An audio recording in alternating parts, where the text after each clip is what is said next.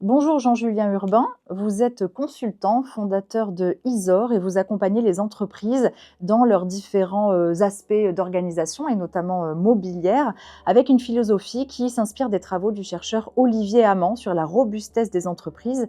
Il explique en somme que la performance n'est plus un objectif possible dans un monde instable. Expliquez-nous. Alors expliquez-nous, c'est un beau challenge hein, parce qu'en fait, en effet, la pensée d'Olivier est pas complexe, mais en fait, elle est tenace en fait pour démanteler un peu notre culture, notre tradition sur cette notion de performance. Et la robustesse, c'est un peu un antidote en fait justement à la performance, parce que comme vous l'avez dit, la performance suppose en fait un monde stable. Et on s'aperçoit depuis quelque temps que cette stabilité, elle en prend un coup.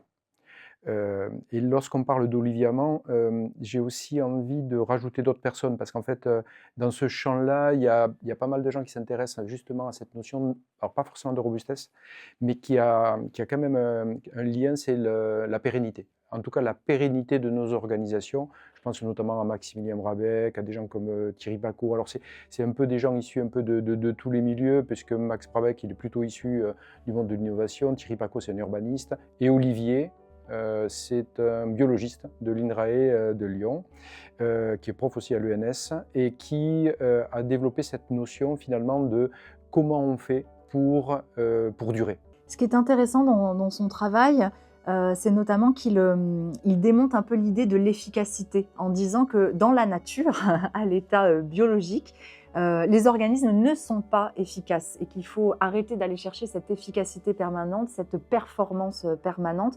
Vous, c'est ça que vous dites aux entreprises que vous accompagnez? C'est en partie ça. C'est en partie ça, c'est-à-dire qu'en fait, en effet, quand on regarde, comme il le fait très bien, la nature, par exemple, un mécanisme qui marche très bien depuis que le monde est monde, c'est la photosynthèse.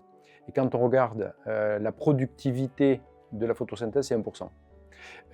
Et en même temps, il nous positionne aussi une idée, c'est que la performance doit correspondre en fait à des événements extraordinaires. Par exemple, chez l'être humain, je suis en état de fièvre, il y a une bactérie, un virus qui m'attaque. En fait, la fièvre est un état de surperformance par rapport en fait, à mon état normal. Mais comme c'est un événement extraordinaire, pour que je puisse durer, il faut que cet état-là ne dure pas. Dans un monde qui est mouvant, qui est sujet aux crises, on parle des limites planétaires, mais pas que, hein, il y a aussi les guerres, l'instabilité économique. Comment les consultants comme vous accompagnent les entreprises, concrètement? Concrètement, alors en tout cas sur le spectre qui nous est confié, c'est-à-dire un prétexte qui est l'immobilier, et l'immobilier par nature est immobile, donc c'est comment l'alléger, hein. Donc déjà, c'est une réponse, hein, c'est-à-dire comment en fait se dissocier de cet immobilier. Pourquoi? Parce que notre leitmotiv, c'est pas le lieu. Enfin, en tout cas, c'est pas l'espace. L'espace n'est qu'un prétexte. Et pourquoi? Parce que c'est pas parce que vous vivez dans un espace, quel qu'il soit, plus ou moins aménagé, que vous êtes heureux. Ce qui nous rend heureux, c'est comment l'organisation vient nous protéger et en même temps, les liens que nous pouvons tisser de l'un à l'autre. On se connaît, on s'est déjà rencontrés, il y a déjà une connexion. Cette connexion me permet d'avoir confiance, cette confiance me permet de m'engager, cet engagement me permet d'aller beaucoup plus loin finalement dans mes talents ou dans mes compétences. Et c'est ça que nous trouvons intéressant, c'est comment on crée des espaces. Et j'utilise sciemment cette notion d'espace parce que pour moi l'espace c'est une notion ouverte complètement abstraite qui permet juste une chose, c'est de créer des zones de dialogue, des zones de partage. Entendez espace dans ce sens-là, qui va nous permettre de déboucher sur des lieux. Et la différence pour moi entre un espace et un lieu, c'est qu'un lieu doit être habité. La particularité, c'est comment je me l'approprie, comment j'y vis, comment j'y habite, comment je me soigne à l'intérieur de ça, et comment le lieu aussi, quelque part, me permet de me régénérer. Et tout ça pour en fait générer du lien et générer du tissage. Pour être concret, vous, les entreprises font appel à vous quand elles ont besoin de revoir tout leur espace de travail, les bureaux par exemple.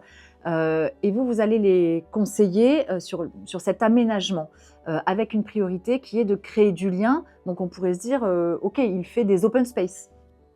Alors en effet, c'est, comment dire, l'espace est souvent le point d'entrée. L'espace ou le bâtiment ou un événement dans l'entreprise que peut être le déménagement, la construction, l'extension, la réduction. Le point d'entrée, souvent, en effet, cette dimension du mètre carré. Donc, encore une fois, le lieu, l'espace, n'est qu'un prétexte pour travailler justement sur cette notion d'organisation au travail, d'individu au travail, et justement cette forme d'osmose entre les deux qui doit nous permettre de dessiner un service, de dessiner aussi une action sociale, de dessiner finalement une contribution au monde. Est-ce que vous pouvez nous donner un exemple précis de client accompagné et ce que vous avez fait pour ce client? Lorsque par exemple la métropole a décidé de s'ouvrir ou d'ouvrir en fait quelque part des accueils à 360, c'est-à-dire de pouvoir se dire à n'importe quel endroit finalement, je vais pouvoir interroger un agent, donc un agent c'est quelqu'un qui agit, c'est quelqu'un qui mène une action. Hein. Je vais pouvoir l'interroger sur n'importe quel type de questions que je peux poser et qu'il puisse me renseigner sur un premier niveau, de telle manière à ce qu'en fait, je fasse gagner du temps en fait à l'autre, pour éviter de me déplacer, pour éviter d'aller dans d'autres endroits, pour éviter d'attendre, pour éviter de la frustration, pour éviter ne serait-ce que même à des moments des problèmes de légitimité. Mais pourquoi je viens, il y a pourtant marqué ici que je suis au bon endroit et on ne me donne pas le service ni l'attendu. Donc qu'est-ce que ça génère autour de ça? En fait, ça génère d'un côté chez l'agent de la fierté, parce qu'en fait il se rend utile. Et côté usager, ça lui permet de gagner du temps. Et ça lui permet à un moment donné aussi de penser que finalement, tout ce qu'il met en œuvre en termes d'imposition, en termes de contribution sociale, ça a du sens. Et cette jonction entre les deux, ça crée quoi? Ça crée de la reconnaissance. Et vous avez fait quoi concrètement là? Quand Toulouse Métropole vous dit on a besoin de recréer un lieu où les usagers peuvent être en contact le plus facilement possible avec les agents pour poser leurs questions. Vous leur avez proposé quoi? On travaille sur la dimension ergonomique, la dimension sociale du service que l'on va dessiner. On va travailler sur les interactions entre les gens et en quoi justement, pour le coup, le lieu ou l'agencement ou l'aménagement peut permettre ou soutenir en fait cette action. Et en ce sens, on ne peut le faire qu'avec les gens. C'est-à-dire que ce sont les personnels qui sont contributeurs, parce que les meilleurs experts des conditions du travail, ce sont eux. Je ne sais pas si vous connaissez cette notion de pyramide de Wechsler. La pyramide de Wechsler, c'est tout simplement en fait un chemin vers ce qu'on va appeler, pour moi en tout cas, la haute qualité de service. C'est-à-dire qu'on part souvent d'une situation d'inconfort. À partir de là, comment on amène du confort? Le confort immédiat, en fait, c'est le confort physique.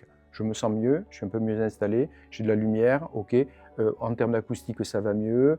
En termes tout simplement de sensation et de perception, je suis dans quelque chose qui est beaucoup plus agréable. De là, je vais passer au confort fonctionnel. Ce confort fonctionnel, c'est tout simplement l'ergonomie. Comment, en fait, je mets à disposition des outils qui vont me permettre de mieux travailler ou tout simplement d'atteindre les résultats que l'organisation, en fait, me demande. Et une fois que ça c'est établi, on va aller chercher le confort psychologique. Et le confort psychologique, c'est essentiellement à travailler, on va dire, par, j'ai envie de dire, nos amis dans l'organisation, qui sont souvent les grands oubliés. Ce sont les managers ou les responsables de service. Le management intermédiaire, qui en fait doit adresser à des moments finalement des actions demandées par la gouvernance, et de l'autre côté, à des équipiers qui, eux, leur font remonter en fait d'autres formes. Ils sont dans une injonction. Et l'idée là-dedans, c'est de les aider parce que c'est eux qui créent la vision, qui la matérialisent et en même temps qui vont produire les conditions d'une bonne ambiance. Et la bonne ambiance, elle est éminemment psychologique. Merci beaucoup. Avec plaisir.